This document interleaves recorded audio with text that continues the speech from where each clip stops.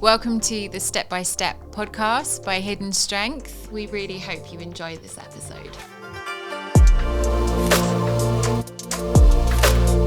Welcome to the Hidden Strength podcast. Today I'm with Jade and we're going to be talking about postpartum mental health. Hi. Hi. How are you doing today? I am good. How are you? I'm good, thank you. So my first question for you today is, why would you basically want to talk about your experience with postpartum mental health? What's encouraged you to speak about your experience? Well, that's a great question. I have a 2-year-old at the moment, so obviously I had to live that postpartum period, which was an experience.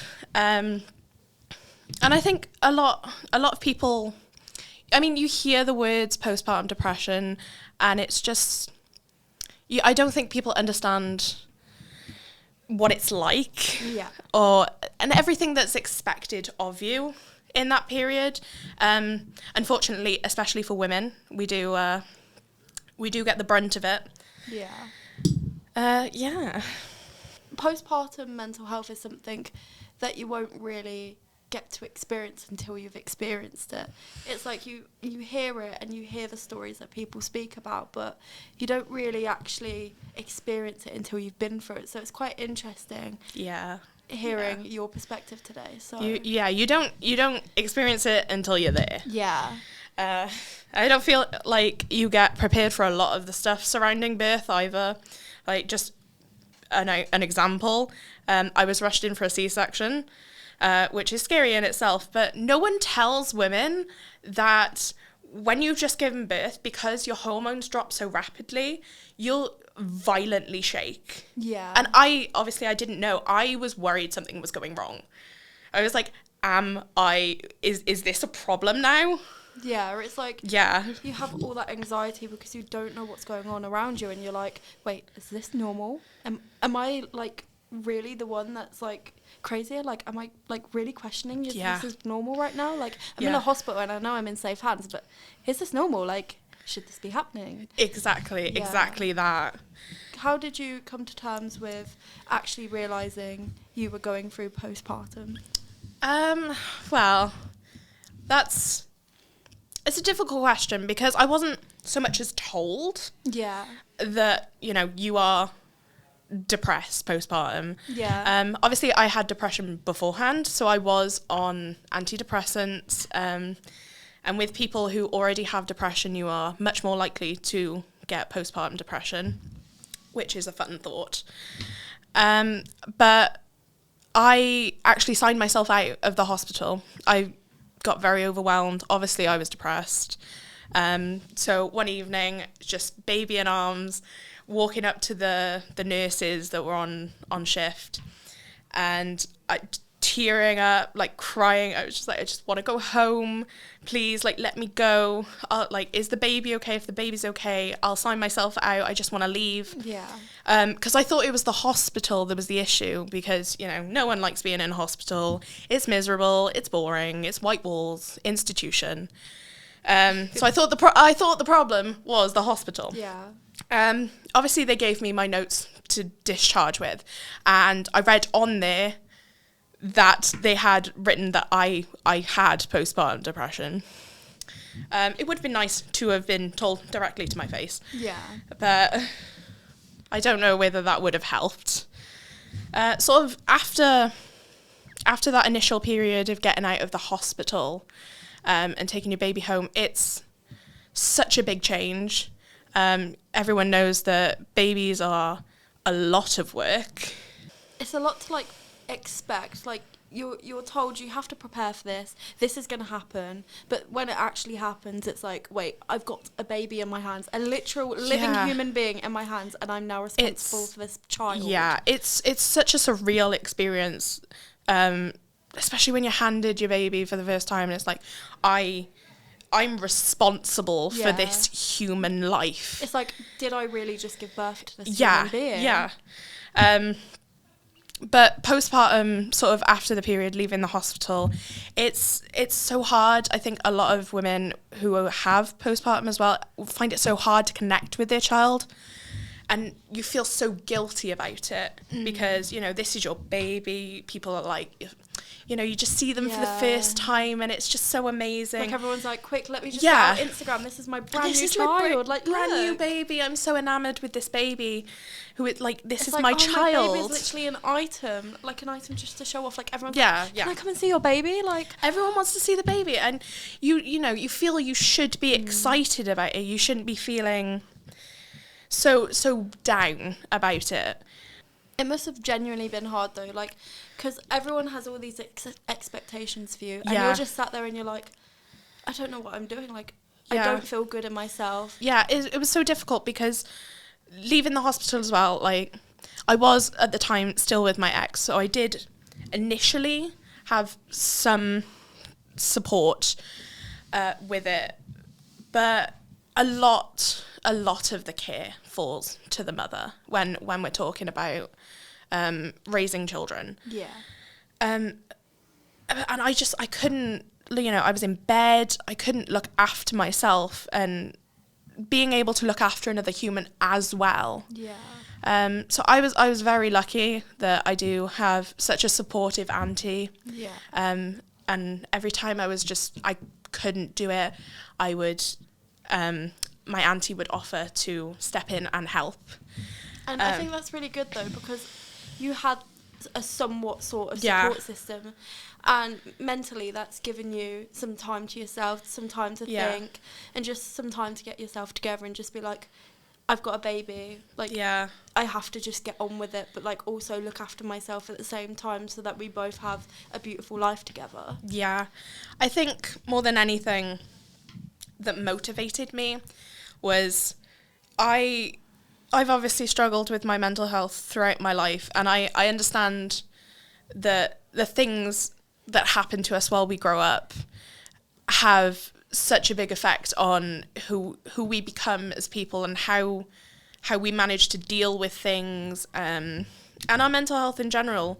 And it really did come to a point where it's like I have to get myself together in a way where I can be for this child the person that I need to be, so that they grow up and have the life that they deserve. Yeah. But saying that, it is so difficult. And I know there is support out there. Yeah. But I don't feel like, especially like leaving the hospital or I feel like we should have been given more of that information. Whilst you were there. I think just having that available. I feel like to you it might have come across at the hospital that you were just another number, and it's like seeing so many mums going through the exact same experience and knowing that you're not the only one that's happened to. It's like having a support system like before you give birth and after, and knowing that you get at least some more information to know what to expect. Like some women will experience postpartum, but just being told on your discharge paper that, oh, you've got postpartum, it's like, if you didn't read your discharge papers, you would have never noticed. And it's like, how am I meant to realise that what I'm going through is actually natural? Yeah. I feel like as well, people will dismiss it as baby blues. Yeah. Because everyone gets sort of like, because of the hormones of having a baby and the rapid drops and stuff, people do get like the blues, but the depression experienced after having a child is something different. Yeah. It's crazy. You spoke a lot about how you experienced depression before you had your child, and obviously having postpartum depression, it must have been a lot harder for you, because I know with postpartum it comes a lot of other symptoms that can be more extreme, and I know that must have been really hard to navigate and go through. So how would you describe your experience with going through postpartum whilst also having depression beforehand? Well, a lot of things with postpartum that add to it. Obviously, there's a baby that's up in the night. You don't get any sleep. You're sleep deprived. Yeah. So that adds on. For me, I was trying my best to breastfeed. Yeah. And it just made me feel so ill. Yeah. I couldn't sleep because I was soaked. my tops. It would just smell so bad. It was just miserable. Yeah. Which it all sounds like small things, but they add up. But they do. They add up, and it really makes it something completely different. With me as well, sort of 4 months after, I was still pretty depressed postpartum. My ex left and just left me and the baby. Yeah. So I was on my own dealing with. So if the baby was crying, I had to get up. Yeah, it made it all more the difficult. time. It was double the work with half the workforce. Yeah. Yeah, but I think getting through that has just made me appreciate the health I have now in my mental health. Yeah. And hopefully I can pass that on to my daughter. Yeah, because obviously when your daughter grows up, she's going to realise that maybe when she was born, like, it wasn't all like sunshine and rainbows. Yeah. Exactly. And it's like, when she goes to eventually have a kid, at least she'll then have you to be like, don't worry, this is normal. Like, yeah. And especially when it comes to mental health as well, like being able to share your experiences with other people, it must feel kind of comforting knowing that you're not the only one, because the people that are going to be listening could be really resonating with this right now. Yeah, I think as well, as Youth Advisory Board, when you think of youth in general, I think a lot of people think school children, they think college, maybe uni, out partying on the weekend, which, don't get me wrong, I still do. But there's a lot of different life experiences that go into being a human. Like, we all have such different stories. Yeah. And I think it's nice that I can bring some of mine to that. Exactly. It must be nice just to be able to sit here and be able to, like, tell your story and finally get it out there and just be like, I'm finally letting this off my chest. Like, I can finally help somebody with what I've been through. Like, I've not been through all of this for nothing. Yeah. It's like, it's kind of like you're giving back to people. It does feel really nice just to talk about it. And I think with postpartum as well, it is just nice to talk to people. It must have been extremely difficult because a lot of the time most people only focus on the baby. Yeah, I like postpartum. Always ask how the parents in general, just ask how they are as well before the baby. Exactly, because a lot of parents might be actually listening to this as well right now. The baby is loved. The baby is taken care of. Who's looking out for the parents? Poor old mum. Yeah, who's looking out for poor old mum? No, I will never forget the kindest thing someone did for me. One of my friends, when it was postpartum period and I was not doing well, they offered to come round my house and watch the baby while I slept. And I was like, awesome, that's so lovely, thank you. I went to sleep, woke up. Not only had they watched my little girl, they tidied the entirety of my downstairs.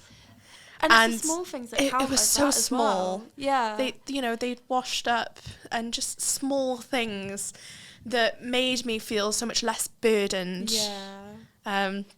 So yeah, that's absolutely the best. And it takes so much like pressure and stress off your shoulders. It does. And it must have felt so nice because sometimes in that period of time, a lot of your friends and family will be like push you out your life because they're like, oh, they're probably busy. They have a child now, and they're like, everyone assumes you're busy. It's like everybody assumes that you're not up to doing stuff, and it's like you're craving that social interaction. Sometimes even just the invitation is enough. Like, even if you know I can't go, just still remind me that you want me there. Because it can be like, you can see people on Facebook and social media just being like, oh, we're out tonight, we're doing something, we're going out for drinks, and you're like sat at home and you're seeing that, and it's like, where was my invite? It's very isolating. It can be so isolating, and actually hearing from a mother's perspective of how not being invited to something can simply just make things a little bit worse. Yeah. Like, that could be a triggering point, because it's like, wait, have my friends forgotten about me? And that's the thing that really like triggers people with postpartum as well, because they feel very lonely. Yeah. It's a very lonely experience. it can be tough. So I really applaud you for Thank you. Having your child, looking after her, making sure she's safe. But just to like wrap things up, I'm just going to ask you if there's any advice that you could give to somebody that's listening today, whether that be a parent or guardian, a young adult that's listening to this right now, or somebody who's currently pregnant, what would your piece of advice be to them? I think for pregnancy, you should definitely try and familiarize yourself. I know everyone panics about giving birth, but try and familiarize yourself with some of the things that could happen. It'll ease your mind a little bit. Yeah. Try not to get too stressed, because obviously not everything happens. It's just so that you're not completely terrified if it does. For postpartum, it's a hard one, because there doesn't always feel like there's something you can do, especially when, you know, it's always so full on with your child. But I think the best call of action would just be to find someone that you trust, or some resource that's available to you, and try and work your way through it with that person, with the resource that are available to you. Because at the end of the day, you do have a beautiful child, and you owe it to them to be the best version of yourself that you can be. Is there anything that you'd like to add on to today's subject? Like, is there anything that you'd like to talk about? Anything you'd like to ask me? I don't know. Have you thought about having children? If I could have children, I would. Like, they're so cute. Like, being able to bring a beautiful young person into this earth would be absolutely amazing. Like, it's a lot, though. I think people really it's a full-time underestimate job. it. It's a full-time job. And, like, especially when you're managing things like work, socialising, cooking, cleaning. It's like, people forget, like, if we struggle to look after ourselves, it's like, how are we going to look after a child? Yeah. And it's like managing all the stresses of life and what's thrown at you. But no, thank you so much for joining us today on the Youth Advisory Board podcast. It's really nice to talk to you, especially with Hidden Strength and their motto. It's like, it's so nice to actually get to talk to young people, especially being a young person myself. It's really nice to be able to get to talk to other young people, because people think young people, that's just teenagers. Like, you got your little secondary school children running around in the playground, but you've also got the age bracket from 20 to 24 that a lot of people forget about, like 18 to 24 year olds. Yeah. They're like all living their life, going to uni, working, apprenticeship, starting their adult life. Kids, like adult life. And it's like a lot of those people are forgotten about, because as soon as you hit 18, everyone's like, oh, well, you're an adult, welcome to the real world. It's like, hold on a minute, I've just left university and secondary school, like, what am I meant to do with myself? But no, thank you so much for joining us today. And thank you for having me. Podcast. And you're so welcome. Thank you, Jade. Thank you so much for watching today. If you feel like you need additional support after the podcast, we've linked resources below. Please like, share, subscribe, whatever you're listening to us on today. And download our Hidden Strength app.